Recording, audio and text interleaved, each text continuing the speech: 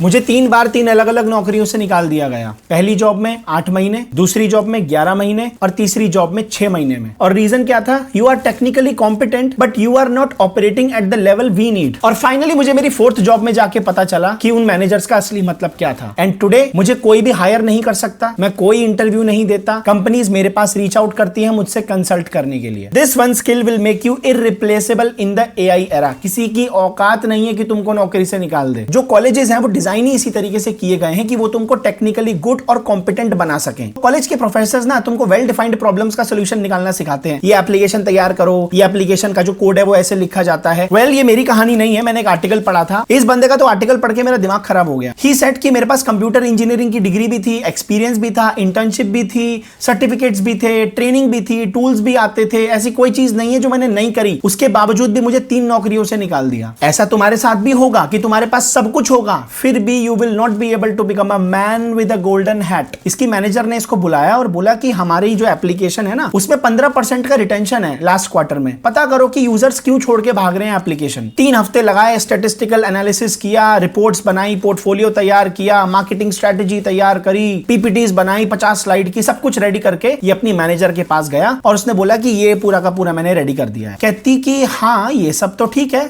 But अब हमें क्या करना चाहिए, रीजन क्या है इसका। फिर समझाने की कोशिश करी कि देखो ये डेटा है, ये पाई चार्ट है, इसके अंदर इतने %। उसने बोला ये तो मुझे भी दिख रहा है, मैं तुमसे पूछ रही हूं हमें क्या करना चाहिए। फटके हाथ में आ गई। इसकी मैनेजर ने इसको फायर नहीं किया, इसको सिखाया और बोला कि तुम 28 साल के हो, मास्टर्स की डिग्री लेके बैठे हो और एक इंटर्न की तरह सोच रहे हो। Emotional intelligence, strategic judgement, political awareness, communication, leadership, इन 5 चीजों के ऊपर काम करो। ह्यूमन जजमेंट एआई के हाथ में नहीं है। एआई रिपोर्ट तैयार करके दे सकता है लेकिन जब तुम उससे पूछोगे दिक्कत कहां है, मेरा प्रोडक्ट बिक क्यों नहीं रहा, एआई ये नहीं बता सकता। इस बंदे ने 3-4 साल बस इस कंपनी में काम किया। उसके बाद ये एक ऐसा स्किल सीखने के बाद कंपनीज अब इसको हायर करती हैं as a consultant. Technical competence से ज्यादा स्ट्रेटेजिक कॉम्पिटेंस पे ध्यान दो, बिकॉज टेक्निकली अगर तुम अच्छे हो तो तुम जूनियर लेवल एम्प्लॉय बन के रह जाओगे, क्योंकि जूनियर लेवल के ही बंदे को ये वाले काम दिए जाते हैं। ये रिपोर्ट तैयार कर दे, ये कोड लिख दे, ये कर दे। और एक चीज तुम खुद सोच के देखो ना, टेक्निकली तुम कितने भी अच्छे हो जाओ, एआई से लड़ लोगे क्या? स्ट्रेटेजिक कॉम्पिटेंस का मतलब तुम एक ऐसी प्रॉब्लम को वेल मैनेज्ड स्ट्रक्चर में डिफाइन करते हो जिस प्रॉब्लम को कोई नहीं देख पा रहा। अगर आपको आगे बढ़ना है अपनी कंपनी में तो भाई आपको अपने आप को इस तरीके से बनाना पड़ेगा जहां पे you can define a problem which is वेग। भाई इस एआई एरा के अंदर तो अब ऐसे ही लोगों की पूजा की जाएगी